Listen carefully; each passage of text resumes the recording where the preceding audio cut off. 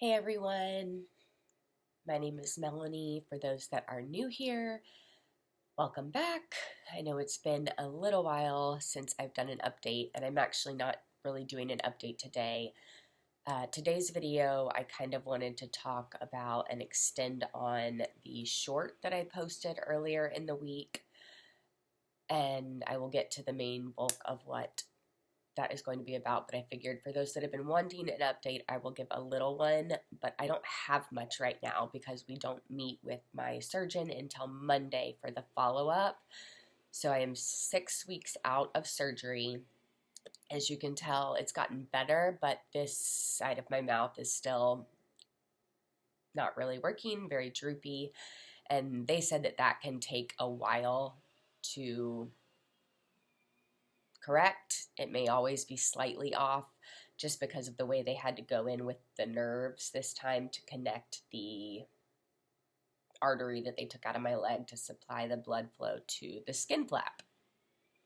Anyways, I really haven't been able to get on to do any long form videos like this because I am now in hyperbaric oxygen therapy, which is great, but I do these videos usually while the baby is napping, but now I'm in hyperbaric while the baby is napping, and so that kind of just takes up all my time every day. But today I got my port out, and so that was done first thing this morning, and so I didn't have hyperbaric oxygen therapy today, and so I figured I would take the time to kind of share some thoughts that have just been running through my head, share this little update.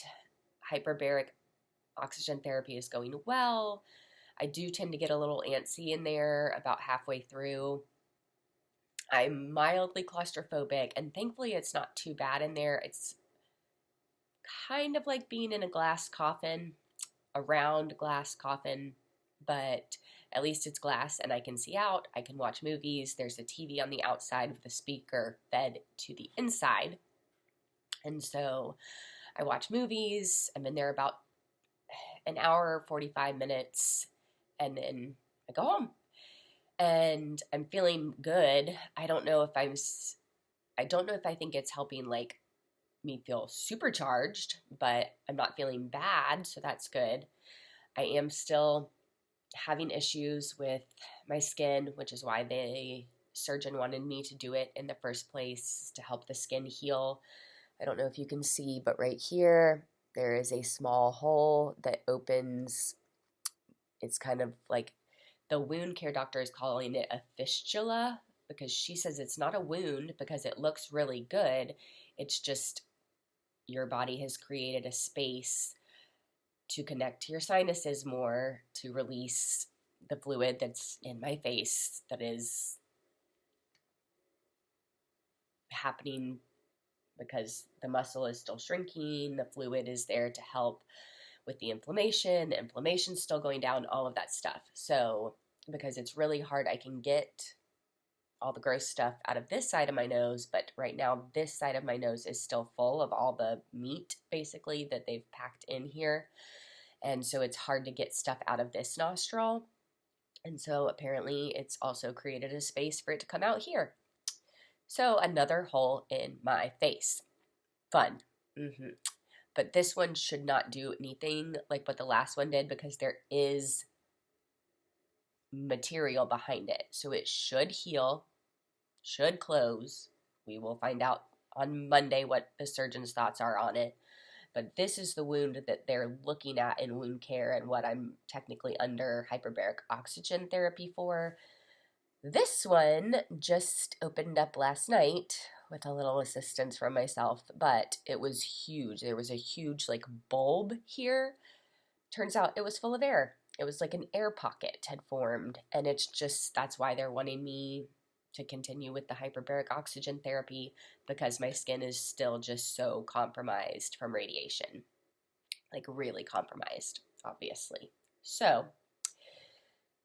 we'll see what happens with that, but thankfully it's already like scabbing over. I just feel like I use such gross words now, but it is scabbing over. It didn't form a hole like the one up here did, so I'm assuming that's promising. I don't know. But now for what I really wanted to talk about today. And that is, I mean, just cancer in general, but specifically, or maybe especially, head and neck cancer and the way it kind of impacts your body image, body dysmorphia, and just what it has looked like for me, in case it's helpful for anyone else going through this. So in the short that I shared, it was just about how underneath it all, I'm still me, but sometimes that's hard to see when I look in the mirror, remember from time to time. I'm obviously a different me because this whole trauma and the last year and a half of life and all of that has changed, has changed me. How can it not? So I'm different in a little ways, but I'm also still at the core of everything myself. And I try really hard to hold on to that and to remember that. But sometimes when I look in the mirror, it can be harder to do that. I'm getting better at seeing this as myself now, but body image is tough when you end up with your face looking not like your face, the one you've known all your life, or your body for those that are going through breast cancer and have to have mastectomies. People that lose limbs to cancer, your body looks different than it did before. And it can be hard. It is hard. It's really hard to learn to accept and love your body as it is now in a different state than it was before. But I also think that happens to us in general, maybe, as we age, as our skin doesn't look the way it used to when we were younger, as I now have no wrinkles on this side of my face, but, extra ones over here now because this eye has started compensating for like moving the movements I can't do on this side of my face. This side is like, oh, let me do this extra movement. Now I've got this ring. No, this one was here. This wrinkle was not here before all of this. And it's just the way it is now. So for me, the way it has worked, I've had some body dysmorphia, some body image issues, but I'm mostly just really trying to learn to love myself the way I am, the way I'm going to be, even as this changes. Like this right now is very drastic, and that's been hard. It is going to go down. It won't go down all the way. I think he said it's going to go down about 50%. So I just want it to get back to the way it was with my last flap surgery, where I was able to just put the sticker over it and just wear a sticker out in public. So right now, what I do is I pull this whole thing down over my head. I pull this side out and cover like the entire thing. So I look real interesting walking in public, but this whole side like covers and then this side stays up. But I figured for this video, we would just be how I am when I'm at home. So this is what I do at home, or I don't have this on my head. And I'm okay with that. And I obviously see myself in the mirror a lot, but it's those moments where I catch myself off guard that are more triggering. So, for example, like I will be going about walking around the house feeling, for the most part, like myself. Like, I hate the word normal now, but like I felt before.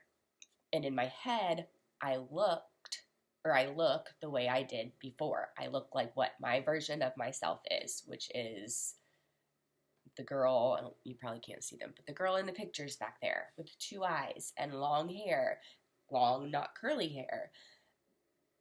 And that's who I picture. And then I'll catch a glimpse of myself in the, babe is actually right now putting up blinds in the backside of the house where we originally weren't going to put them. It's the window that sits behind our dining table because I sit in the chair that faces the dining table. And so I'll look up while I'm eating and, oh yeah, at night I can see my reflection. And I'm like, oh, that's me. And especially in like the dark reflection, it looks even more kind of distorted. And so it's just like, I can't stop staring at her. And I'm like, who is that? That's not me, but it is me. And so it's moments like that. Or like when I'm playing, the baby has wanted to play in the car recently. So we'll play in the car and she likes to go in the back in the trunk. Like, not the trunk, we have an SUV, so she's not in a trunk, she's in like the, what do you call that? I mean, it's a trunk. It's a big trunk. She can stand in it, all that stuff. It's not a small trunk. She's not stuck in a trunk. But she goes and she plays in the back of the car, and then I'll go around. She'll like go up to the window, and then I'll go around to the outside of the car and go like, hi, and catch my reflection. And I'm like, this is your mom. This is your mom. This is my reflection. And this is the only mom she knows because she only knew me for 4 months with 2 eyes. And she was 4 months old when I lost my eye to the first surgery. Now, obviously she is older. She's 1 now that I've had this new surgery. So this was new for her. A big bulge on my face. That was new for her. And the fact that I now wear this like big cover sometimes, that's been new for her. But I'm still just her mom. Like, she sees her mom. She doesn't know any different. She loves her mom. And that has been helpful to me. Having her love me, she doesn't know any different. And that's helped me love myself the way I look. Because if anything, it's teaching her that different looks, different abilities, different, the differences in people, they're, not anything to bat an eyelash at. And so, yeah, that has been helpful. But it's those moments where in my head, I look the way I used to look and then catch myself looking like this, that I really get like blindsided. And I guess that's kind of the body dysmorphia issue that will eventually, hopefully, kind of correct itself. And this will be the me that I see in my head. Because before I had this second eye flap surgery, that is the person I was seeing. I was seeing the person with like a, small little skin flap, my sticker over my eye. I was seeing that person in my head. So it had taken me, let's see, how long did I have that? That surgery was in January, and then this new surgery was in October. So, what is that, 8 months? I had 8 months to get used to the smaller skin flap eye with, just wearing a sticker over it when I needed to. And it took me a while. Like, again, at the beginning of that surgery, I saw my old self. And it's funny, I didn't go back to the eye flap version of myself in my head this time. I went back to my pre-surgery self in my head. But by October of this year, I was seeing myself both in the mirror and in my head as someone with 1 eye and a sticker that I put on to go out in public. I was seeing that girl and loving her, and in pictures I would look at her and I would be like, okay, that's me now. Whereas I look at pictures of me now with this, and it's really, I think maybe more so down to the smile. Like, I'm like, I cannot smile in pictures, and I'm a smiler. I'm a this. But so that makes it a little easier because like I can kind of make my mouth work a little better for pictures if I do that. But even in pictures right now, I don't really feel like that person in the picture is myself. And so that's hard because, of course, we're in the holiday season and we've been going to see Santa and we're doing family pictures. And, you know, it's hard. It's hard to look at and know that that's me, but it's also, I also look at it and I think that's me. Look at all the shit. Sorry, excuse my French, but all the shit this person in this picture, me, that is me. Look at all she's been through. Look at all I've been through. And I am here with my baby, getting ready to celebrate Christmas, and that is good. So if I can remember that, the body image stuff doesn't bother me. And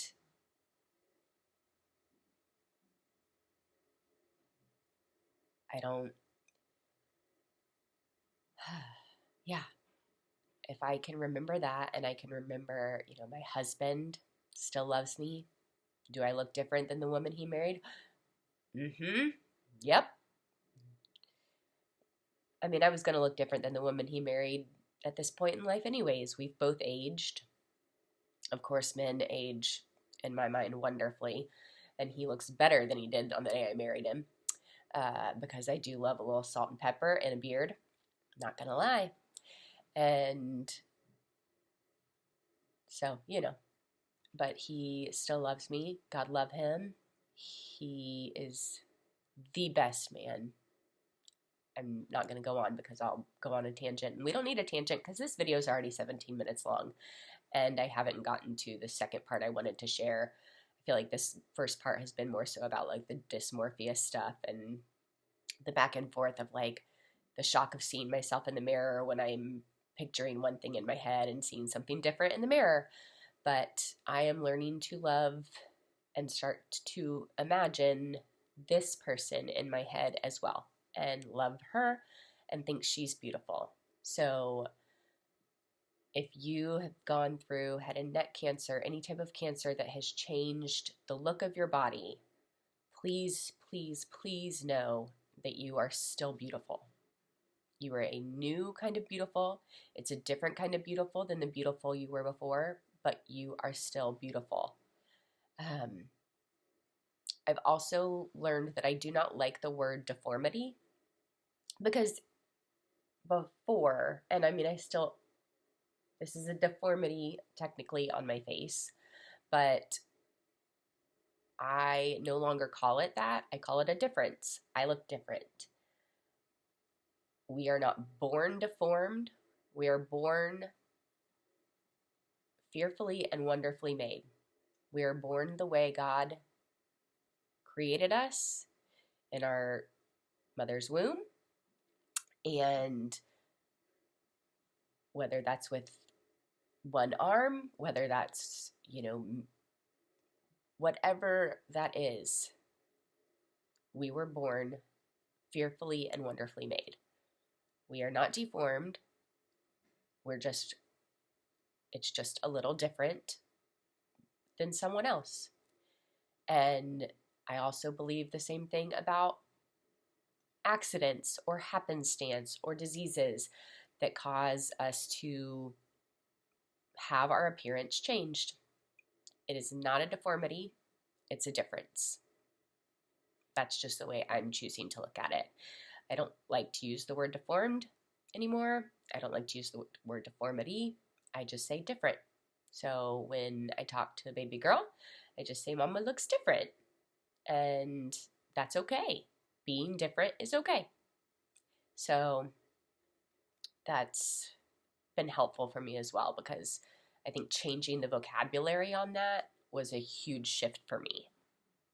So if you need to make that shift, maybe you choose a different word than different, but if there's a word that you're using and it feels like a negative context to you as to how you're describing your new self, change it. Change it into something positive.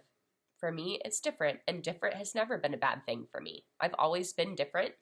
Oh, my nose just randomly like acts like a faucet sometimes. That's a new thing for right now. And apparently that's going to last a while too. So fun. But I've always liked different, quirky. I've always been a quirky person, what I would call different on the inside, in the sense that I'm weird.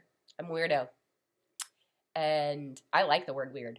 So I went with different because different is not a bad thing.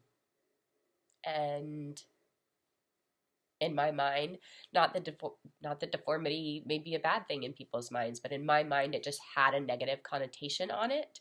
And so I changed the vocabulary because, like I said, I don't think we're born or made deformed.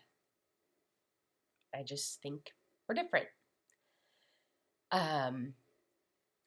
And as for the body image, this part, I guess, is more for parents raising little ones. But I could not be more grateful that my mom raised me to believe that I was beautiful. Both my parents did. But they did it in a way that I was not beautiful. I wasn't like, oh, you're the most beautiful thing. Oh my goodness. I knew people were more beautiful than me in the sense of if you're comparing people on a beauty scale, and it's I know that there's people prettier out there than me, but I have never once, I don't think, I never grew up thinking, oh my goodness, I'm ugly. Or, oh my goodness, this is wrong with me. This needs to be better. This could be improved on. And I didn't have great skin as a kid. I didn't have, it's not like everything was all put together. I was smelly. I'm still smelly. I stink really bad, especially now while I'm still detoxing and can't wear deodorant because can't wear deodorant in hyperbaric oxygen therapy. So, yeah, I was always a stinky, sweaty kid. And I will say I was a little embarrassed by the sweat. But I never let it make me hide in the corner. I don't know if that's how to word that. But my parents just, I guess appearance was never something that was your appearance has to be perfect to do well in front of others. Now, first impressions were important, and I do stand by that. First impressions are important, but that doesn't always necessarily have to be with how you look. You don't have to be dressed to the nines or, whatever. Dress appropriately for a interview or, your first day of school. But after that, dress however you want, unless, your job requires you to wear a certain attire. But make a good first impression, a good first lasting impression that really has more to do with not the way people are going to physically see you, but the way people are going to see you in a room full of people. They're going to know who you are. They're going to know your heart. They're going to know your character. That was always just important. Whether my parents, I think that would be more my dad. Just, it's important the way people, view you in the sense of who you are. And I'm so grateful that appearance was never made to be the top of that list growing up. It never was. But I was always made to believe I was beautiful. And so now having this happen to me, I feel like because of that, I have been more self-assured through this whole thing in terms of my physical appearance than I would have otherwise. Like, it's hard. It's hard seeing myself like this, but it doesn't wreck me. It doesn't crush me. I don't lie in bed thinking, oh my gosh, look at me. You know, no one's going to want to look at me. People aren't just going to stare at me all the time. And I do sometimes want, think about people staring. I'd rather them ask questions than just stare, but I'm also fine with them asking questions. I'm super comfortable with it. And kids are great. Kids, I have some kids that'll just come out and ask me, and I do prefer that more. But then I'll have kids that I can hear, ask their parents, like, what happened? What's wrong? And if I hear them, I'll try and say something, because a lot of the times the parents are like, shh, shh, or well, one, the parents don't know, so they can't give the full answer. They can find I hope, a good way of saying something about a person's different physical appearance. But if I hear and feel comfortable and feel like the parents would feel comfortable with me talking to the child, I will say, what happened, in a childlike way. I don't tell them, I don't use the word cancer. I just say I had a sickness, and in order to get better, the doctor had to take my eye out. And this is what he had to do for me to be better. And from there, the parents can kind of take over. Some parents have said, will come out and ask me, did you have cancer? And then that way I know their child knows what it is, knows how to talk about it, or at least, in some capacity. So yeah, it's having had that growing up has made it easier for me to go out in public,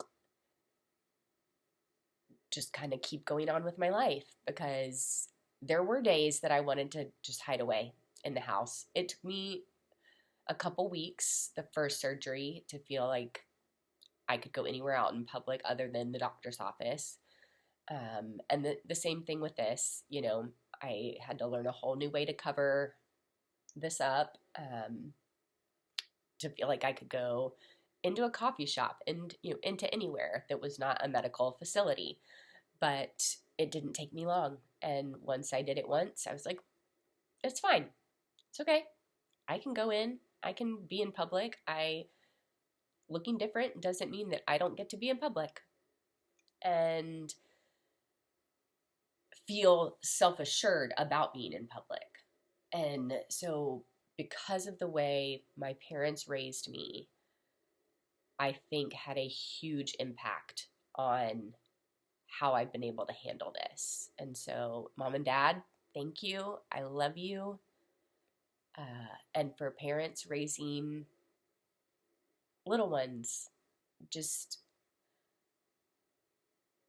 tell your children they're beautiful or handsome or, whatever.